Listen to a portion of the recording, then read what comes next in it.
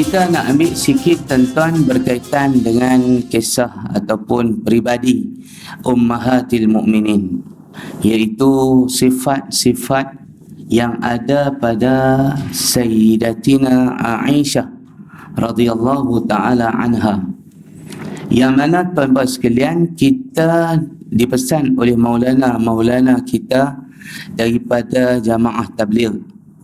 Mereka tuan-tuan dalam bayan mereka, di dalam menyampaikan taklim mereka banyak menekankan tentang pembinaan wanita yang solehah. Bismillahirrahmanirrahim. Assalamualaikum warahmatullahi wabarakatuh. Alhamdulillah wassalatu wassalam ala Rasulillah wa ala alihi wa sahbihi wa man walah. Rabbi shrah li sadri wa yassir li amri wahlul 'uqdatam min lisani yafqahu qawli. Amma ba'd, faya ayyuhal muslimun wa ya ayyatuhal muslimat, ittaqullah faqad fazal muttaqun. Kaum muslimin, muslimat, mukminin, mukminat, para penuntut ilmu di Dewan Fatimah Az-Zahra di Masjid Al-Falah yang dikasihi lagi disayangi kerana Allah SWT. Dahulu kita ucapkan terima kasih kepada Kak Salwa selaku moderator kita pada pagi ini, yang tolong berceloteh sebelum Ustaz sampai, kerana Ustaz tuan-tuan ada kelas online tadi dengan KWSP Plaza Central. Jadi mujuklah dia buat secara online. Bolehlah Ustaz mari sini. Kalau dia buat secara bersemuka, tak dan nak patah balik, mari sini. Jadi tadi keluar rumah Ustaz lewat sikit pasal pukul 10 baru habis kuliah dengan mereka. Jadi Ustaz habis dengan mereka baru bertolak mari sini. Itu yang jadi 10.20 kita boleh mula. Alhamdulillah. Jadi tuan-tuan dan puan sekalian, bagaimana biasa kita tak pegang kitab lah, sebab kita ni emergency punya sopa bidan terjun dia panggil jadi maka tuan-tuan kita tak ada kitab, jadi kita kuliah umum saja pada pagi ini insyaAllah. Tapi insyaAllah walaupun umum, dia akan ada ilmu manfaat untuk kita insyaAllah, diri Ustaz yang bercakap dan tuan-puan yang mendengar insyaAllah. Jadi tuan-puan yang dirahmati Allah Ta'ala sekalian, kita nak ambil sikit tuan-tuan berkaitan dengan kisah ataupun peribadi Ummahatil Mukminin, iaitu sifat-sifat yang ada pada Sayyidatina Aisyah radhiyallahu ta'ala anha, yang mana tuan-tuan sekalian kita dipesan oleh Maulana kita daripada jamaah tabligh. Mereka tuan-tuan dalam bayan mereka, di dalam menyampaikan taklim mereka banyak menekankan tentang pembinaan wanita yang solehah di dalam menjana anak-anak yang soleh dan solehah. Lalu Maulana tabligh ini mereka mengajarkan kepada santri mereka, iaitu anak-anak murid mereka, supaya dapat mendidik anak isteri, terutamanya perempuan, soleh menjadi solehah, dengan cara berpandukan kepada sifat yang ada pada Sayyidatina Aisyah radhiyallahu ta'ala anha. Sebab apa? Sebab Sayyidatina Aisyah ini dididik langsung oleh baginda Nabi sallallahu alaihi wasallam. Bapa dia didik sekejap. Abu Bakar tu kira didik dia dalam tempoh yang sebentar lah, masih kanak-kanak. Dan dia menikah dengan Nabi pun ketika dia masih muda, dan banyak menyerap ilmu daripada Nabi sallallahu alaihi wasallam. Maka tuan-tuan disebutkan bahawasanya kita kena didik anak isteri kita ini kepada 6 jenis sifat yang ada pada diri Sayyidatina Aisyah radhiyallahu ta'ala anha, supaya sifat-sifat ini dapat menyerap kepada, dia panggil tuan-tuan istilah bagi orang-orang tabligh, dia panggil isteri itu ahliyah. Dia tak panggil isteri, ahliyah. Ada istilah-istilah mereka sendiri. Maka didik ahliyah makna isteri. Ahliyah ni isteri, ahli itu makna isteri.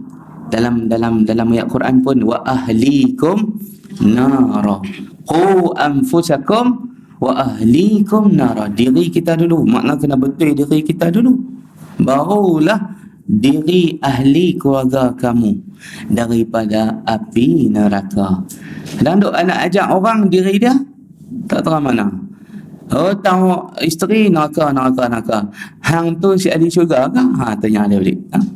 Maka tuan-tuan, jadi teringat kat Ustaz Isa ni, dia polis Ustaz Kedah, tapi lurah nak samalah. Luat Kedah dengan luat polis. Cuma polis kadang dia lanjut sikit dia. Kedah ni dia kurang lanjut sikit. Mai Penang pula tuan-tuan, dia lenggok sikit kepala. Tu. Baik. Jadi tuan-tuan yang dirahmati Allah Ta'ala, yang pertama, sifat yang ada pada Sayyidatina Aisyah ialah solehah. So kita ni tuan-tuan kena ajar dan didik diri kita, anak isteri kita supaya menjadi solehah. Makna solehah apa dia? Baik. Solehah makna baik. Sebab tu kita mengimpikan anak yang soleh dan solehah. Baik itu makna apa? Patuh taat pada Allah, patuh taat pada Rasul, patuh taat pada suami, pada ibu bapa. Jadi anak, ibu bapa, isteri kita kena taat, ajak dia taat, patuh. Jadi isteri yang solehah itu mematuhi Allah, mentaati Allah, mentaati Rasul, dan mentaati suami pada perkara-perkara yang tidak maksiat. Kerana adapun taat kepada suami itu depend kepada taat kepada Allah dan Rasul. Kalau dia menyuruh perkara-perkara yang tidak soleh, perkara yang maksiat, tidak ada kepatuhan untuknya, maka setelah itu disebutkan taat kepada suami, kepada manusia, taat yang tidak mutlak, taat yang bergantung kepada dia, taat kepada Allah dan Rasul. Kalau dia suruh kita benda yang maksiat, tidak ada patuh, tidak ada taat untuknya, sebab suruh buat maksiat. Kita kena taat kepada Allah berlebih pada taat kepada manusia. Bila manusia suruh kita buat maksiat, kita keluar daripada mematuhi dia, tidak perlu mematuhi dan tidak perlu taat kepada dia lagi. Satu dikatakan tuan-tuan, dalam hadis Nabi kata la ta'ata li makhluqin fi ma'siyatin khaliq. Tidak boleh kita mentaati makhluk di dalam berbuat maksiat kepada Khaliq. Khaliq makna pencipta. Kita makhluk, dia pun makhluk, suami kita pun makhluk. Maka dia makhluk, suruh kita buat benda yang menderhaka kepada Khaliq, kita tak perlu patuh.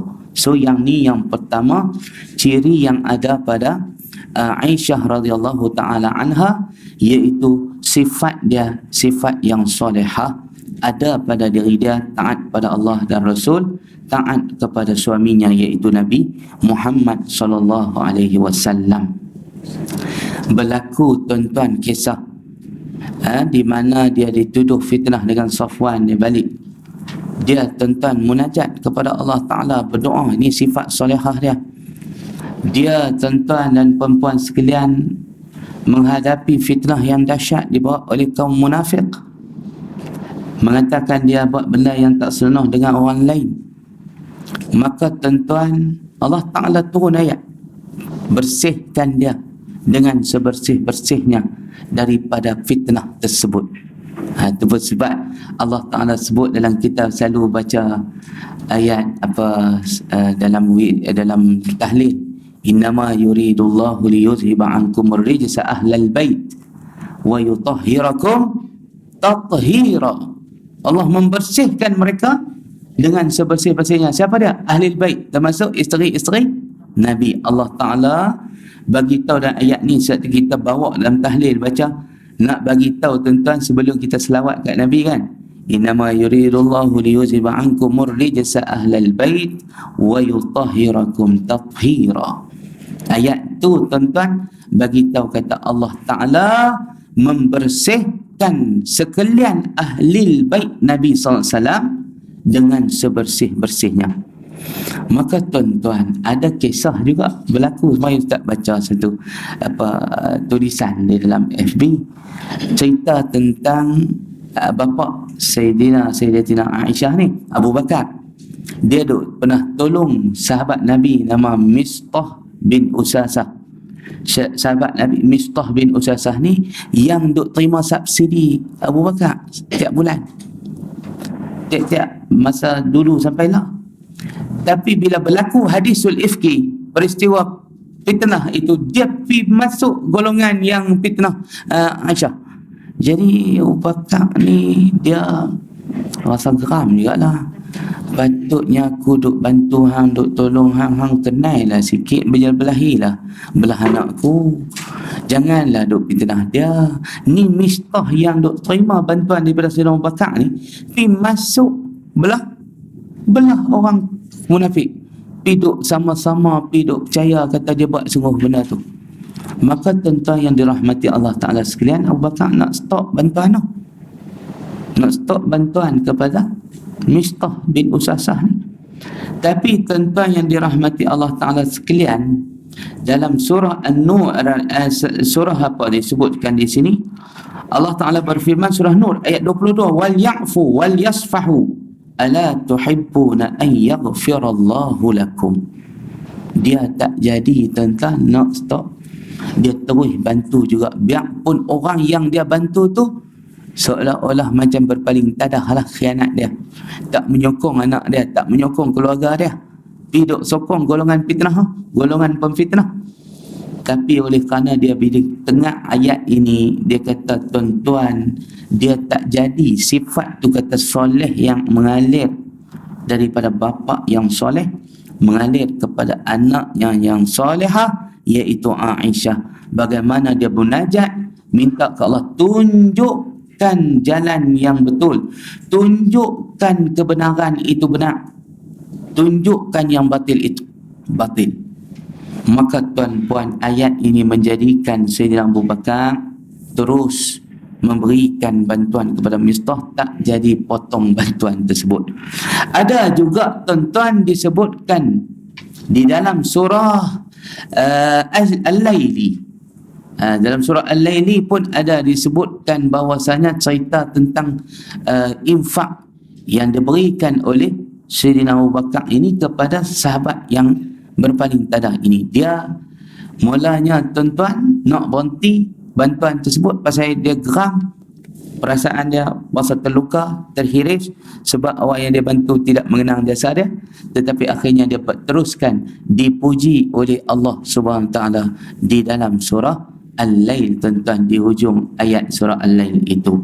Maka ayat ini bunyi apa tuan-tuan? Maksud Ustaz baca tadi surah An-Nur, nak cerita kesalehan, bagaimana mereka ini soleh tu apa dia? Patuh kepada ayat Allah, tinggalkan emosi, perasaan nafsu, direndahkan. Yang dibesarkan ialah Al-Quran, yang dilayan, yang dipatuh, yang didengar, yang diikut, yang nak dilaksanakan, diimplementasikan ialah Al-Quran. Yang nafsu tu rejam, buang, tak jadi ikut. Kita kadang-kadang bertembung dengan cocok nafsu kita dengan hak Quran tu, kita gaduh nak mengikut hak cocok nafsu lagi, dia kira sonok lagi, bukan kira hak pedoman daripada Quran tu.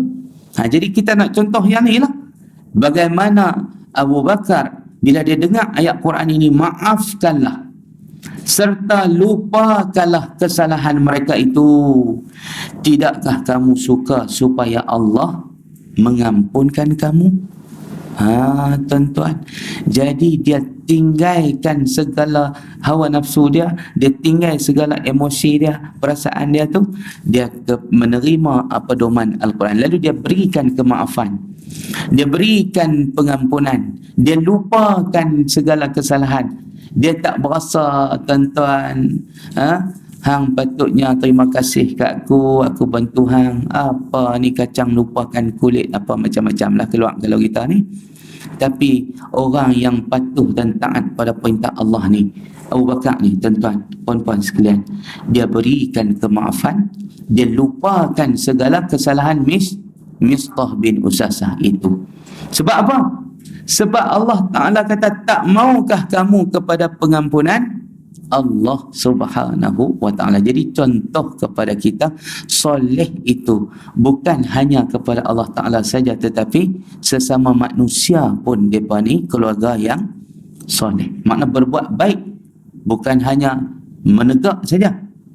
Kerana ramai manusia yang bajet nak jadi ahli syurga, dia jaga hubungan dengan Allah saja, tapi dengan manusia tak jaga, tak sampai juga kepada redha Allah, tak sampai juga kepada syurga Allah. Tapi contoh ni, keluarga ni, Abu Bakar dengan anak dia ni, contoh bagaimana mereka soleh, bukan hanya soleh baik dengan Allah, tapi mereka juga baik dengan manusia. Mereka ni boleh memaafkan, tak ada dendam, kesumat, hati mereka dicucikan oleh Al-Quran. Sifat-sifat buruk yang ada dalam hati mereka dikikis, dikukut, habis keluar, kikis sampai keluar habis sifat-sifat tak elok. Orang Kedah kata kukut buang daripada hati. Sikit demi sikit, mau berasa nak dendam sikit, ayat Quran main, buang, dendam, kikis buang. Ni yang kita nak contoh ni. Bagaimana real contoh, kalau kita duduk di situasi itu, boleh tak kita maafkan orang yang kita duk buat baik dengan dia, tiba-tiba dia balas tuba kepada kita, kita beri susu, tuba yang dibalas. Abu Bakar bagi bantuan, susu, dia balas tuba, dia fitnah anak Abu Bakar. Tapi Abu Bakar bagi apa kat dia? Kemaafan. Ni nak jadi ahli syurga. Bagaimana dia boleh bagi maaf kepada orang yang betul-betul dia bantu, tolong, keluarkan daripada kemiskinan, bantu dia daripada kesusahan, berbuat jahat kepada dia, balas tuba kepada dia, tapi dia tetap melupakan, dia tetap maafkan. Begitu juga dengan anaknya Aisyah, tak halang ayah dia untuk beri maaf. Kenapa? Kerana mereka mendambakan keampunan dosa dari Allah. Kerana Allah Ta'ala mengaitkan kita memberi maaf kepada orang lain, kita melupakan dosa orang lain, Allah Ta'ala akan cepat melupa dan memaafkan dosa-dosa kita juga. Yang tu matlamat dia, yang tu tujuan dia. Sebab Abu Bakar sanggup meredamkan rasa dendam, kesumat dia, rasa marah dia, rasa nak stop bantuan kepada Mistah ni, tak jadi. Sebab dia kata, mudah-mudahan aku bagi maaf. Sebab tu Ustaz kata, kita ni buat apa pun dengan harap. Kita ceramah dah dulu dalam bulan puasa, buat apa dengan harap. Kita main kuliah ni apa harap Allah Ta'ala sayang kat kita, harap Allah Ta'ala kasih kat kita, harap Allah Ta'ala beri hidayah kat kita, harap Allah Ta'ala beri sihat kat kita, beri anak-anak soleh dan solehah kat kita. Kita duk rajin main mengaji ni, Allah jadikan kerja kita semua mudah. Tu harapan kita. So harapan Abu Bakar apa dia? Bila dia maafkan Mistah, dia maafkan pemfitnah yang memfitnahkan anaknya yang solehah ini dengan perbuatan yang jahat, yang terkutuk, yang menjatuhkan dan merendahkan maruah, martabat anak dia dan keluarga dia. Dia bapa, anak kena bapa sekali terpalit. Tetapi dia pemaafkan sebab apa? Harapan dia ayat tu, ala tuhibbuna an yaghfirallahu lakum. Perkataan tu yang menjadi dia berasa sejuk, dia berasa nak bagi maaf kepada Mistah ni. Sebab ayat tu tanya kepada dia, seolah-olah macam Allah tanya kepada Abu Bakar, tidakkah kamu suka supaya Allah mengampunkan dosa kamu? Jadi tujuan dia terus bantuan, maafkan, lupakan perbuatan jahat. Harapannya Allah ampunkan dosaku, wahai Allah. Abu Bakar ni tolong ampun dosaku, wahai Allah. Dan ampunkan dosa anakku, wahai Allah, dengan aku memberi maaf kepada orang lain yang buat naya kat aku. Maafkan dia yang buat zalim kat aku. Maafkan dia yang bagi tuba kat aku bagi susu kat dia. Mudah-mudahan Allah perhati tengok, lalu Allah jatuh cinta kepada Abu Bakar. Hebat sungguh hatimu, wahai Abu Bakar. Maka aku akan ampunkan dosamu, wahai Abu Bakar. Aku akan ampun dosa anakmu Aisyah. Tu tujuan dia, tuan-tuan, menyebabkan meredamkan rasa marah, dendam dengan ayat Quran, motivasi daripada Quran. Mana tidak sia-sia kita beri maaf kepada orang lain, tidak menjatuhkan martabat kita, bahkan menaikkan maruah dan martabat kita di sisi Allah Subhanahu wa taala. Jadi kalau ikut kita nak ikut puas hati kita, tak usah bagilah kat dia, biar pada muka dia. Siapa suruh dia lawan kita, kita duk belah dia lawan kita. Ada Abu Bakar kata, tak apalah dia nak lawan, dia nak masuk belah mana pun masuklah, tapi hak baik kita jangan kita stop, bagi pi, biar dia lama-lama si yang jahat ni, yang jadi geng orang lain ni balik semula minta maaf. Keindahan akhlak menawan balik hati orang yang berpaling tadah itu. Tu dia tuan-tuan dan membantu yang pertama, solehah tu. Dan Ustaz kaitkan salihah itu bukan hanya hablum minallah saja nak, tapi termasuk hablum minanas. Dan ini contoh keluarga, suami, seorang bapa, seorang anak yang perempuan berbuat baik bukan dalam hablum minallah saja, tetapi mereka dengan hablum minanas, mereka lulus berjaya dengan cemerlang. Sebab tu kita tengok pujian Allah kepada keluarga Nabi ni bukan bersangkut hablum minallah saja, tapi banyak bersangkut dengan hablum minan nas. Itu nama kita tengok cerita Sayyidina Ali dengan Fatimah puasa 3 hari, tak jadi buka, siap-siap nak buka, orang ambil ketuk pintu 3 hari betul-betul. Innama nut'imukum liwajhillah la nuridu minkum jazaan wala syukura. Hari pertama yang mai minta dia bagi makan kepada innama nut'imukum liwajhillah, beri makan kepada orang yang mai minta ketuk pintu tu kerana Allah. Keluarga Fatimah, Ali dan anak-anak memuji sifat mereka hablum minan nas, mementingkan orang lain daripada diri sendiri. Maka tuan-tuan, ini di antara soleh yang perlu kita highlightkan. Orang duk nampak soleh ni baik, jaga hubungan dengan Allah, sembahyang, sujud, rakaat atas 3 sajadah. Soleh itu bukan sekadar itu, tetapi dia bawa soleh dia itu dalam hubungan dia dengan sama manusia. Tidak dengki khianat, tidak dendam kesumat, pemurah, penyayang, rajin memasukkan rasa seronok dalam hati manusia. Pahala yang besar tuan-tuan.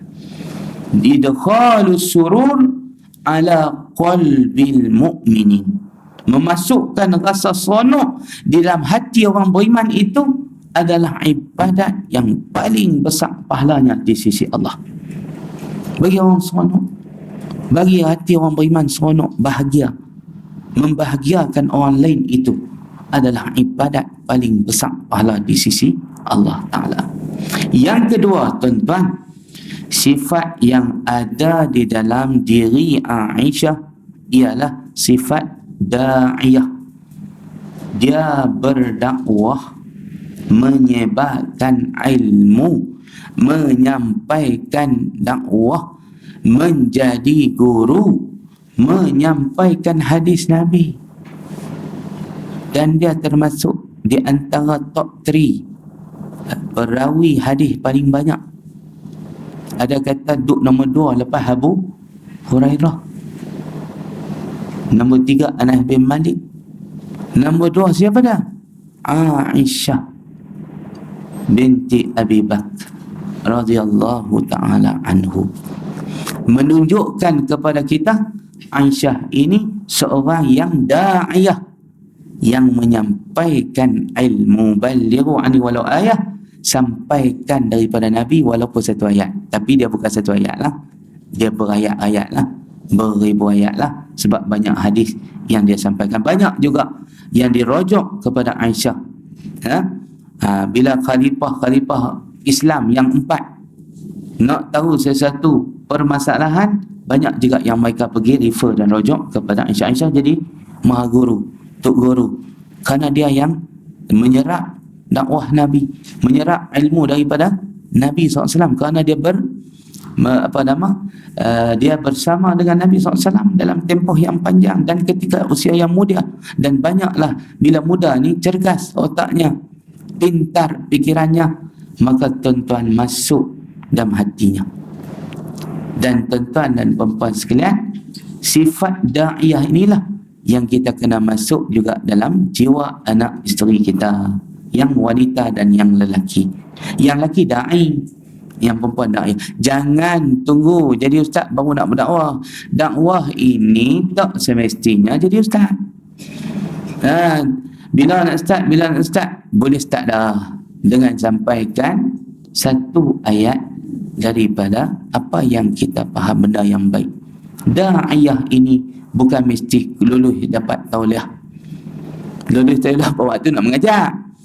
Nak berdakwah tak perlu tauliah.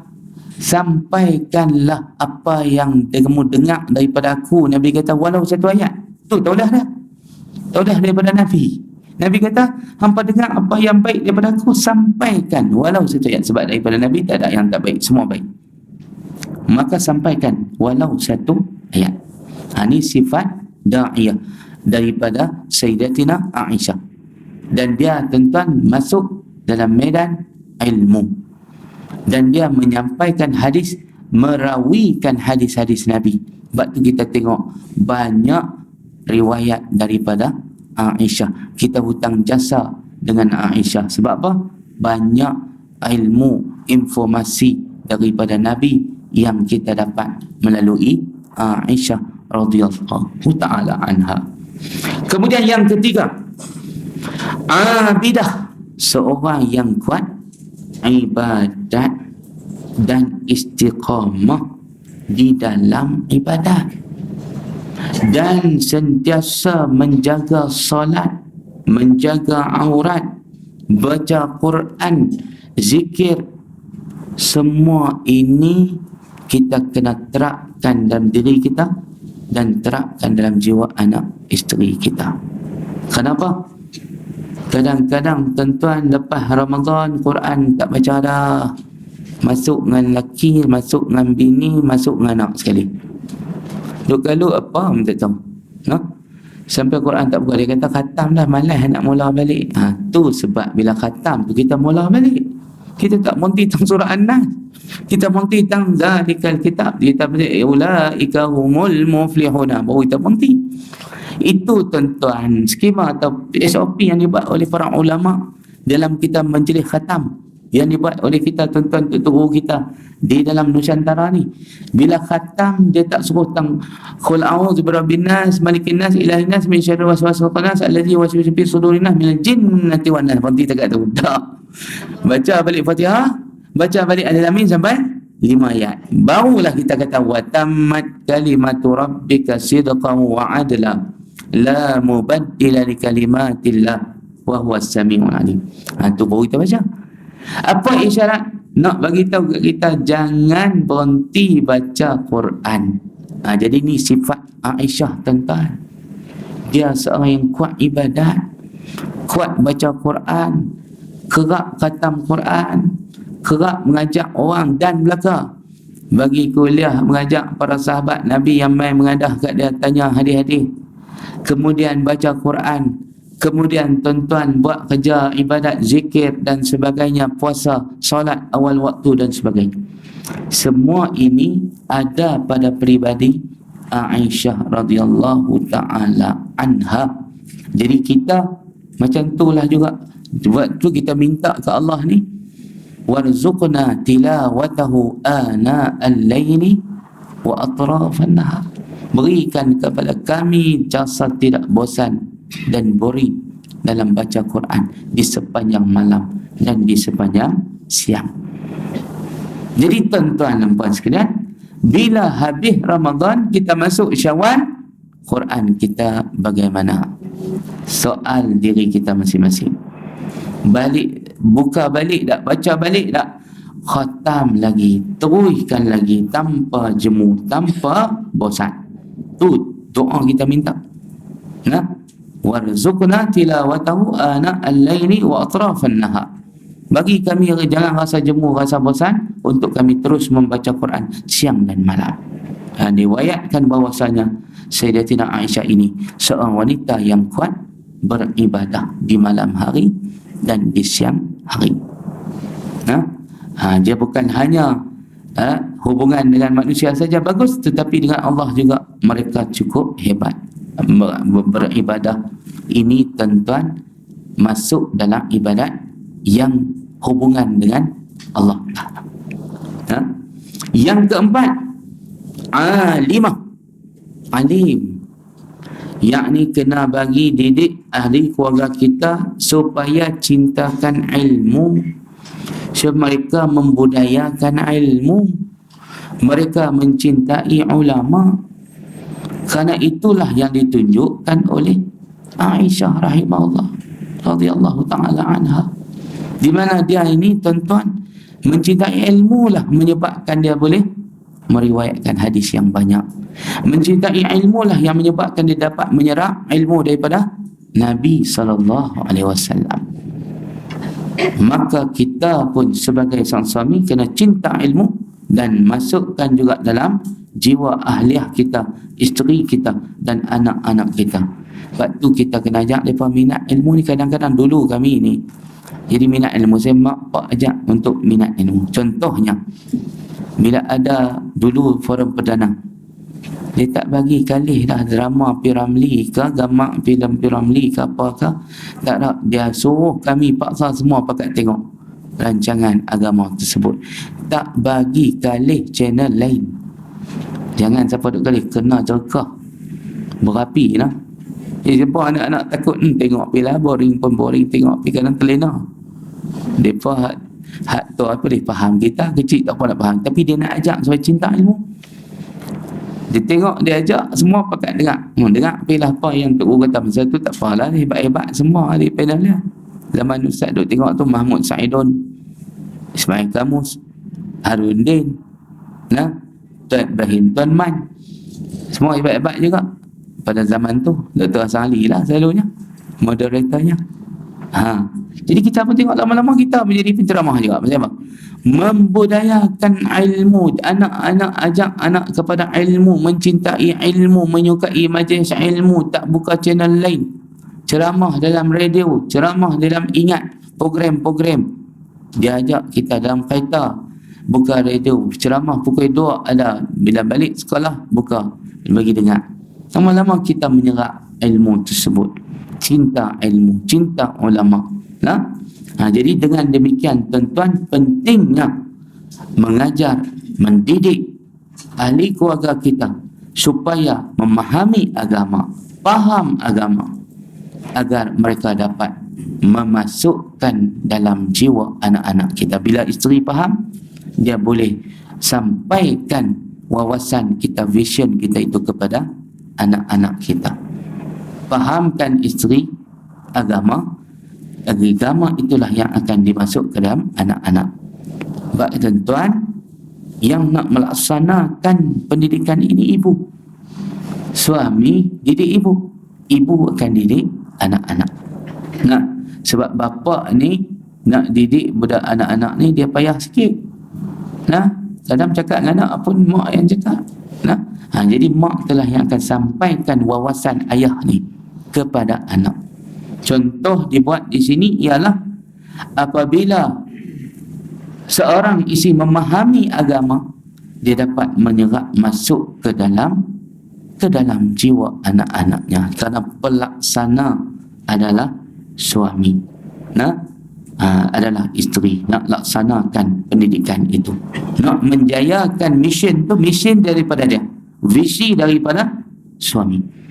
Dia tahulah cara macam mana nak touch anak dia, cara macam mana nak sentuh anak dia, cara macam mana nak menarik perhatian anak dia supaya dapat mencintai ilmu. Jadi dengan demikian, bila jadi keluarga yang beragama, maka itulah yang akan menjadikan kita ada nilai di sisi Allah Ta'ala. Mutadayyinah.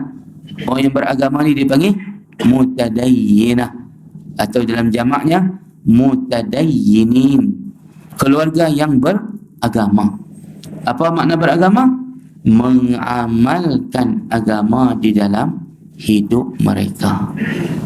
Sebab tu kita tuan-tuan seronoklah kalau kita kenal kawan-kawan kita yang ajak anak-anak, yang bagi pendidikan ke anak-anak cara agama ni. Boleh buat bisan, Cuk tak siap. Tahan, jangan lupa. Ambil anak aku nanti. Jangan duk cari orang lain. Pasal kita sama-sama jaga agama. Hang pun aku tengok jaga agama. Aku pun hang tengok jaga agama. Jadi tak sadut cari orang lain. Pegu sama-sama anak-anak. Tu kawan-kawan penting juga. Daripada kawan jadi keluarga, jadi besan. Lagu tu. Bukan ada anak belakang. Lagu tu cara dia. Barulah dapat mengembangkan lagi kesolehan itu. Jadi kita pun lepas anak kita bahasa lega pasal sama. Pendidikan sama, fahaman sama, pakat-pakat besarkan agama dalam hidup. Jadi kita bahasa sonok sikit. Lepas anak kita kepada mereka, kepada bisan kita, keluarga bisan kita dan sebagainya. Itu dipanggil sebagai sifat alimah. Kena bagi ilmu. Kita tuan-tuan tak akan dapat menghidupkan agama tanpa ilmu. Jadi dengan ilmu inilah yang perlu ada, yang kita contoh daripada Sayyidatina Aisyah, satu figur, sosok tubuh yang berilmu, yang bijak, yang cerdik, yang ada ilmu, yang hafal Quran. Yang begitu kita kata tokoh dalam sahabiah perempuan yang berilmu ialah Aisyah. Tokoh yang intelek, cerdik, bijak ialah Aisyah. Jadi dengan demikian kita kata hampa kena menyontohi Sayyidah Aisyah, ibu kepada orang beriman, iaitu ilmu, sudut ilmu. Yang kelima, sebab tu dia kata man yuridillahu bihi khairan yufaqihu fiddin. Siapa yang Allah nak bagi dia jadi baik, solehlah tu, solehah, hendaklah dia memahamkan agama, hendaklah dia dipahamkan akan dia akan agama. Allah akan memahamkan dia akan agama. Jadi tuan-tuan, bila faham agama baru jadi soleh. Kerana baik di sisi kita bukan baik ikut adat, bukan ikut budaya. Baik soleh itu mengikut agama. Apa yang dipandang baik oleh agama kita, itu baik. Walaupun masyarakat panggil tak baik, tapi agama kita kata baik, kita kata baik. Sebab tu dipanggil siapa yang nak jadi baik, Allah fahamkan dia agama. Sebab nak faham agama itulah kita kena rajin menuntut ilmu, mencintai ilmu, mencintai ulama. Sebab tu najak mereka untuk jadi sekurang-kurangnya, kalau tak boleh jadi penuntut, jadi pendengar. Kadang nak pergi mengaji tak kan, bagi mereka dengar radio, TV, YouTube. Bagi dengar. Sebab tu kadang-kadang orang yang sakit pun, mak-mak mereka yang terlantar pun, mereka bagi kat mak mereka handset, dengar Ustaz Abdul Somad. Dengar UAS Ustaz Abdul Somad. Dia walaupun dia Indonesia tapi dia cakap boleh faham, senang faham. Dia guna banyak bahasa Melayu. Dia pun duduk tidur, bedridden, duduk atas katil. Tengok dia kata Mak Lang duduk tengok UAS. Dia kata Ustaz Abdul Somad. Banyak duduk dengar, baguslah dia kata cara dia ceramah. Kadang-kadang sewajar Abdul Somad ni duk ngajak sifat 20 apa semua. Jadi sifat 20 dia seronok lah. Lepas dia duk mengaji di pondok dulu di Kedah. Baik tuan-tuan yang dirahmati Allah Ta'ala sekalian, yang kelima, lepas pada alimah, sifat apa yang ada pada Sayyidatina Aisyah? Tuan-tuan sekalian boleh sebut, tengoklah kot tepatnya apa yang kita ada dalam nota kita ini. Sifatnya ialah zahidah, zuhud. Zuhud ini makna sederhana, tidak tamak, tidak mewah, dan tidak memaksa suami untuk memberikan keperluan-keperluan yang lebih. Dia hanya minta keperluan yang munasabah sahaja. Yakni dia pun ada sifat zuhud juga.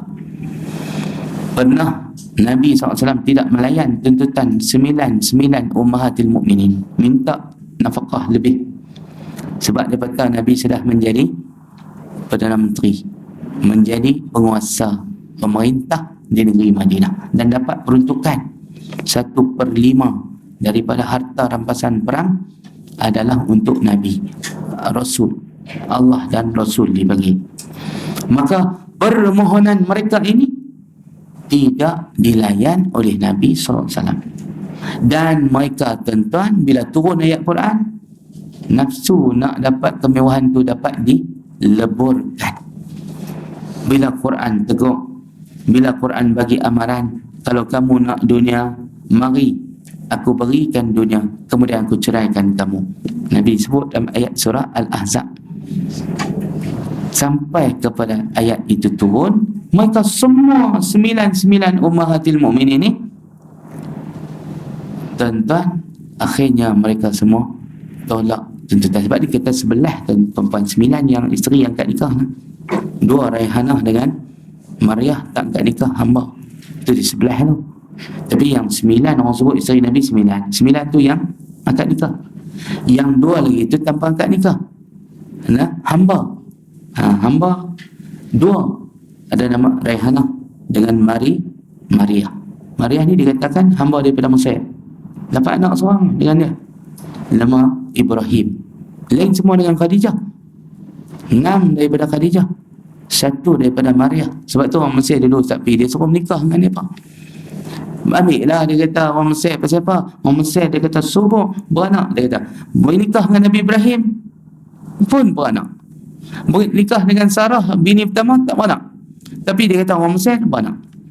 Nikah dengan orang lain tak beranak, menikah dengan orang kami. Sebab tu dia puji negeri Mesir, dia kata tengok Mesir punya bagus, dia kata subur. Maka tuan-tuan muncul terjadilah. Baik, orang Malaysia pun subur juga. Baik, yang keenam, zahidah. Yang kelima, jadi tuan-tuan yang dirahmati Allah SWT, sebab kami sewa rumah. Sewa rumah tuan-tuan, rumah tu ada mama, kami panggil mama tu anak darah bercambah. 3 orang. Asma ada, Ustaz tu ingat nama. Zahra nama dia, Asma nama dia. Lepas tu apa nama lagi seorang kita tak ingat dah. 3 orang. Pak mati, masa mati tu Ustaz duk ada, kami pergi buat tahlil apa semua di rumah dia. Dia pun tak tahu tahlil, dia pun Mesir pun tak tahu tahlil. Kita ada tahlil, dia pun dengar, dia pun ingat lah sikit-sikit tu sebab ayat-ayat Quran. Tapi kita himpun ayat-ayat tu, dia pun kata pandai hampa susun ayat-ayat tu. Ni kata kami ajak, ulama kami ajak ayat-ayat, baca ayat-ayat yang besar dalam Quran. Ayat kita baca tu Alif Lam Mim, apa ayat kursi, lepas tu kita baca amanah Rasul, semua tu ada hadis. So kita amal ayat-ayat tu.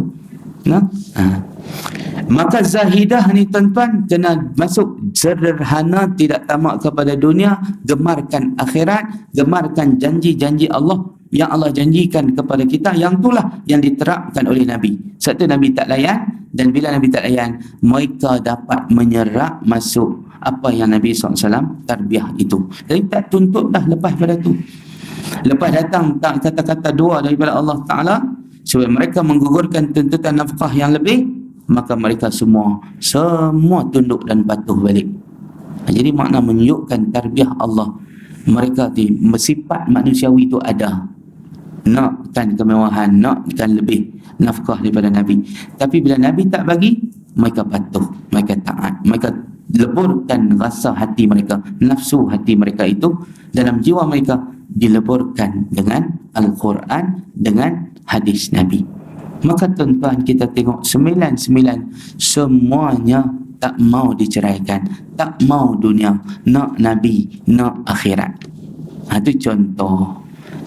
Dalam suratul Ahzab Allah Ta'ala kata fata'alaina umatti'ukunna fa'usarrihkunna sarahan jamila. Tu ayatnya. Mari sini, siapa yang nak nafkah lebih, Nabi kata mari sini, aku nak bagi, tetapi aku akan ceraikan kamu dengan cerai yang baik. Kamu tak boleh duduk dengan aku lagi dah, sebab wawasan tak sama. Nabi bawa wawasan akhirat, dia duduk nak wawasan dunia. Maka akhirnya Nabi bagi kata dua. Allah suruh ayat Quran surah Ahzab, buka tengok. Kita tak ingat dah ayat apa. Yang keenam ialah sifat khadimah. Khadimah makna berkhidmat. Sifat khidmat tu kena ada, khidmat kat ayah ibu, khidmat kat suami, khidmat kat keluarga. Jangan rasa beban, jangan rasa berat, kerana itulah sumber pahala wanita. Pahala orang perempuan ialah khidmat. Tak mari semayang berjamaah, tapi khidmat setrika baju suami, siap makan minum suami, pun dapat pahala yang besar di sisi Allah. Tak selalu cerita tuan-tuan, Tok Ustaz, dia bini Tok Guru lah, Tok Wan Ustaz Tok Guru. Bila lepas pada subuh, dia wirid panjang, tapi dia tak bagi Tok wirid. Dia kata, hampa pi buat kerja dapur, pi masak tu pahala hampa, aku wirid ni pahala aku. Maka dia pi pun lah. Tok kata, Tok Wan tak bagi pasal dia duk ada, aku tak ada nak wirid-wirid. Pasal apa? Tok Wan hang tak bagi, Tok Wan hang suruh pi buat bersarapan, pi buat menyorok, orang dah kata menyorok, pi siap menyorok apa-apa yang patut. Dia pun pi lah, kadang buat roti canai apa semua, buat dia tak beli. Tarik roti apa semua siap lagi, dia ponti habis wirid sembahyang isyraq apa dia pi. Maka tu dia kata khidmat Tuhan bagi anak makan, bini anak suami makan, itulah dia pahala kamu. Khidmat itu yang mesti dimasukkan di dalam jiwa anak isteri kita, iaitu apa dia? Budaya memberi khidmat. Jangan ajak upah pula, ajak kepada cinta pahala. Kadang-kadang upah tu jangan disebut, jangan di-highlightkan, bagi sebagai hadiah, appreciate. Tapi kalau sebut awal tak jadi, buatlah dulu, ada lah. Tapi kalau sebut awal dia jadi lain, tak dapat pahala, dapat upah tu saja. Jadi kita ni tuan-tuan nak ajak mereka, kadang ajak anak upah. Tak betul. Dia dapat upah tu lah, tak ada pahala. Tapi kalau ajak mereka kena khidmat cik oi, kena khidmat alung, kena khidmat angah, kena khidmat kakak, kena khidmat adik. Pasal apa? Khidmat itulah sebagai pahala kita. Khidmat ke ayah ibu, bakti dia panggil. Bakti hidup kita ni dua, abdi diri kepada Allah, bakti kepada manusia. Dengan siapa bakti kita yang utama? Kepada ayah ibu. Bakti kepada siapa? Suami. Bakti kepada siapa? Anak. Bakti kepada siapa? Kepada ahli keluarga kita. Kadang-kadang masuk dalam keluarga ipak kita pakai khidmat. Masuk balik rumah mak mentua kita khidmat, masak untuk adik-adik yang lain, keluarga yang lain. Bagus tu tuan-tuan. Kadang-kadang yang ambil peranan ni kakak yang sulung, dia tak kira. Buat hari keluarga, dia yang duk masak. Orang lain semua beraktiviti, dia masak, tak kira pun. Maka tuan-tuan, itu dia ada di sana sifat khidmat yang tinggi dalam hati seorang alung, kakak yang sulung. Tapi kadang-kadang kakak sulung ni dia selfish, dia kira diri dia ya. Ada juga macam tu. Tu yang kena didik. Hang sebagai alung, kita kena ajak dia, kena fikir adik-adik sama. Tapi kadang-kadang sikap alung yang sulung ni, dia kira diri dia, lepas diri dia ya. Sebab tu dia banyak makan jasa ibu ayah kita yang sulung. Sebab anak-anak dia, mak pak kita kuat lagi, mak pak kita jaga. Mai kita anak yang bawah ni, mak pak tak larat dah. Dan dia pula anak-anak dah besar dah, dia gaduh pula. Mak ayah duk jaga, duk jaga cucu, dia marah. Dan zaman dia dah lepas dah. So adik-adik dia tak bagi dah, dia kira dia saja. Maka tuan-tuan dan puan ni pun kena ajak mereka, jangan ada jiwa selfish, mementingkan diri sendiri. Ananiah bahasa Arab, bahasa Inggeris selfish, mementingkan diri sendiri. Tapi kena ajak untuk ada di sana jiwa khidmah, yakni memberi khidmat, mengingati bahawa itulah cara ibadat kita sebagai orang perempuan, ialah memberi khidmat, masak, makan, basuh pakaian, basuh rumah, kemah rumah dan sebagainya. Itulah dia lubuk pahala bagi seorang wanita. Bukan melalui ibadat yang kita kata secara ibadat formal, tetapi ibadat-ibadat yang berlangsung secara rutin harian, tetapi mendapat pahala yang besar di sisi Allah Subhanahu wa ta'ala, iaitu apabila dia faham bahawa kita kena khidmat. Dan inilah yang ada pada sifat Sayyidatina Aisyah radhiyallahu ta'ala anha, yang mana dia berkhidmat bukan hanya pada suami, pada keluarga, tetapi dia berkhidmat juga pada agama Allah Subhanahu wa ta'ala, menjadi penggerak, menjadi pendakwah, menjadi pejuang, menjadi prajurit askar, masuk dalam perang, jadi nurse dan sebagainya, membantu para tentera masuk medan jihad, menunjukkan mereka perempuan pun ada peranan di dalam agama kita. Dan bahkan ketika nak hijrah pun Aisyah di antara yang membantu kakak dia Asma untuk menghantar makanan kepada Nabi SAW dan ayahnya ketika bersembunyi di Gua Sur. Jadi tuan-puan yang dirahmati Allah, itu 6 sifat yang kita ambil, yang kita share pada tuan-tuan dan puan-puan yang dirahmati Allah Subhanahu Wa Taala. Jadi ada sikit masa lagi, kita nak share satu kisah juga, iaitu tuan-puan sekalian tentang kisah betapa pentingnya kita ini berdoa dengan doa hidayah.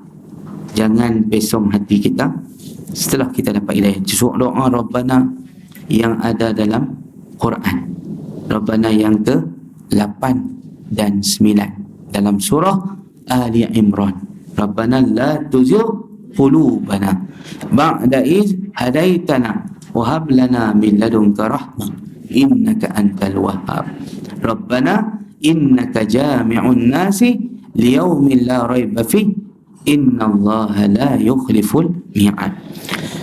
Dalam satu kuliah tuan-tuan, ceramah atau tazkirah Ramadan, ada surau di Meru dan masjid di Meru, dia bagi kepada ustaz-ustaz yang nak pergi ceramah tazkirah Ramadan, tazkirah dalam lepas tarawih, dia bagi modul atau dia bagi skop lah, tak boleh lari pada tu. Maka dia suruh pilih doa-doa yang ada dalam Quran sebanyak 42 ke 41. Rabbana dalam Al-Quran ni ada 41 tempat ke 42 tempat dalam Quran. Jadi ustaz pilih yang ke-8 yang ke-9 untuk dihuraikan. Kerana tazkirah menghuraikan doa-doa yang ada dalam Quran ni. Bagus juga dia buat skema macam tu. Sebab kadang-kadang ustaz pergi bolang, dia bagi yang sama. Tapi dia kata alhamdulillah kami buat macam ni ustaz, dia ustaz main urlah semua tu, jadi dapat info-info baru. Tak sama dia kata antara satu ustaz dengan ustaz yang lain. Yang tak buat skema pun tuan-tuan, tiap-tiap malam dia provide tazkirah kepada ahli jemaah. Ahli jemaah kata tak sama ustaz. Hak ustaz-ustaz mari tu bertukar tiap malam. Tapi dia kata kami dengar mesti ada poin baru. Allah Ta'ala bagi tak sama ilham kepada ustaz-ustaz menyampaikannya. Jadi tuan-tuan, mereka buat lagu tu tak mau bagi ada pertindihan info. So dia bagi tetap dah. Jadi 8 dan 9 ni doa minta supaya istiqamah, jangan Allah pesong hati kita setelah kita mendapat hidayah daripada Allah Ta'ala. Kisah ni tuan-tuan berlaku kepada keluarga besar ulama besar, iaitulah keluarga Hamka sendiri. Ayahnya Abdul Karim, dia Abdul Malik, adik dia Abdul Wadud, murtad di usia 54 tahun. Convert masuk Kristian, mati Kristian umur 82. Saya tentang tengok 54, 82. 54 Islam. Tapi ending Kristian. Sebab apa? Kerana apa? Dia mengaku, dia kata dia ni dibesarkan oleh bapa dia, Abdul Karim, bapa Hamka juga. Bapa Hamka cerai mak Hamka. So Hamka ni duduk dalam keluarga yang broken family lah, pecah, keluarga yang pecah. Tapi Hamka jadi ulama. Dia tu mak dia tak dicerai, cerai mati.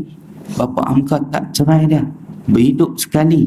Makna Wadud ini lebih menerima didikan yang sempurna dari ayah dan ibu, mendapat kasih sayang yang sempurna ayah dan Hamka duduk dengan mak, meninjau mana tu, pergi duduk kampung belah tak dapat kasih sayang ayah sangat, tak dapat didikan ayah sangat, pasal dia ceraikan mak dia. Maka tuan-tuan, Wadud adik ni sempurna kasih sayang, tetapi oleh kerana dia tidak sayang kepada agama Islam, didikan yang dia dapat, dia mengaku tuan-tuan, dia dapat didikan agama yang sempurna daripada ayah dia. Dan dia kata dalam rumah dia macam kutub kanah, dia dibesarkan dalam kutub kanah perpustakaan, kutub kanah kitab agama memenuhi ruang tamu rumah dia. Dan ayah dia ulama, Abdul Karim, ulama besar, bapa Hamka ni. Tapi tuan-tuan akhirnya murtad, menikah dengan Belanda, kacuk dan Indon. Wanita ini namanya Vera, Akhirnya dia ikut bini dia. Bini tak ikut dia. Kalah dengan bini, ini ikut dia. Bukan dia ikut bini. Dia ikut bini, bukan bini ikut dia. Waktu Hamka hidup, Hamka punya inisiatif dakwah, seru Vera menuturkan kalimah syahadah dengan rela hati. Dia tak main peranan, abang ipar yang main peranan. Dan mungkin Hamka ni bijak dalam dakwah, dan dia pandai, ada seni dia, dan dia mungkin ada karamah dia. Vera terbuka hati untuk masuk Islam. Tapi bila Hamka mati sekitar tahun 80-an, dia kembali convert. Pasal wadud tak support, tak bagi tambah. Dia ada ilmu. Bahkan bila dia pindah, tuan-tuan, pergi Bali. Bila Hamka mati, wafat, dia pindah hidup Bali. Bila duduk di Bali ni, wadud ni biar Vera buat kelas kuliah macam ni, kuliah Bible dalam rumah dia. Dan wadud ni pergi join sama dengan. Bila dia dengar, tuan-tuan, akhirnya dia kata dia dengar sehari lama duk dengar kuliah Bible ni, dan dia guna Allah Bible dia, tak guna God. Itu kita tak bagi Indonesia, dia nak tukar terjemahan Bible jadi God jadi Allah tu. Maka tuan-tuan yang dirahmati Allah Ta'ala sekalian, dia duk dengar lama-lama, dia pun kata, betul juga Kristian ni. Tak jauh beza lah, sama lah. Dia kata lah kali dia temui kebenaran. Kebenaran dia apa dia? Dia kata Kristian tu yang benar. Hak ayah dia didik 54 tahun duduk dalam Islam ni, dia kata tak upah nak betul. Lah kali dia pula convert. Bukan Vera saja, bini dia saja. Dia pun convert, meninggalkan kalimah la ilaha illallah Muhammadur Rasulullah. Dia pun terima Kristian sebagai agama dia. Dan dia ni mati sebagai pastor padri yang mengembangkan agama Kristian di Sumatera. Jadi tuan-tuan, daripada doa itulah Ustaz kata kita tak boleh tinggal. Sebab tidak ada jaminan untuk kita, kerana mutlak milik Allah hidayah. Dia bukan boleh diwarisi daripada seorang ulama. Tidak boleh diwarisi daripada abang yang ulama, bapa ulama, abang ulama. Tak boleh. Dia hanya boleh dengan doa dan harapan kita sungguh-sungguh kepada Allah Ta'ala, agar Allah jangan gelincirkan hati kita setelah diberikan hidayah kepada kita. Sebab kita na'udzubillah, bimbang, takut. Baca kisah ni tuan-tuan, kita insaf, terbit ayat mata berasa takut. Ya Allah, aku bukan anak ulama. Ya Allah, aku bukan adik ulama. Aku bukan dari keluarga ulama. Boleh, sangat possible nak berlaku benda tu pada kita, pada keluarga kita, anak pinak kita, generasi kita akan datang. Cara macam mana? Harap gantung kepada Allah, doa kepada dia, moga-moga dia beri rahmat kepada kita semua. Dia jaga iman dalam diri kita, dia jaga iman dalam jiwa anak pinak kita, keturunan kita, zuriat keturunan kita, tak ada yang murtad. Amin ya rabbal alamin. Apa dia doa tu? Rabbana la tuzigh qulubana ba'da idh hadaitana wa hab lana min ladunka rahmah innaka antal wahhab. Pesan bukan diri kita, anak, menantu, cucu, cicit kita. Ajak doa tu, jangan lupa baca, kerana itu sangat berharga nilai kita di sisi Allah. Kalau tak ada hidayah, kita bertemu Allah dapat azab. Tapi kalau kita dapat hidayah, kita bertemu Allah dapat layanan yang istimewa dari Allah Subhanahu wa ta'ala. Jadi tuan-tuan, kesimpulan cerita tu maknanya kita kena mengharapkan Allah Ta'ala. Tidak boleh harap background pendidikan keluarga ulama sebagai, tidak menjamin. Kerana contoh sudah ada contoh keluarga besar ulama terkenal pun ada yang meninggalkan Islam, murtad jadi padri. Ini akibat biak tidak menyanggah kebatilan, biak rumah jadi markas penyebaran Bible. Padahal dia sebagai suami, ketua keluarga, boleh halang, boleh larang, boleh stop kebatilan itu. Tapi biak, bila biak tuan-tuan, Allah Ta'ala tarik hidayah yang ada pada diri dia tu. Sudah ada tu hidayah, dia bukan murtad lagi, dia masih Islam, Tapi Allah boleh tarik sebab tidak cakna dengan batil. Dia tidak sensitif dengan kemurtadan, kemaksiatan, kesyirikan. Dia boleh kompromi dengan syirik. Maka sebab itulah Allah boleh tarik hidayah dia. Makna dia tak sayang, dia tak cemburu Islam yang ada dalam diri dia. Akhirnya Islam itu ditarik dalam diri dia sendiri. Jadi sekadar itu tuan-tuan dan puan-puan, mudah-mudahan beri manfaat kepada kita semua. Wassalamualaikum warahmatullahi wabarakatuh.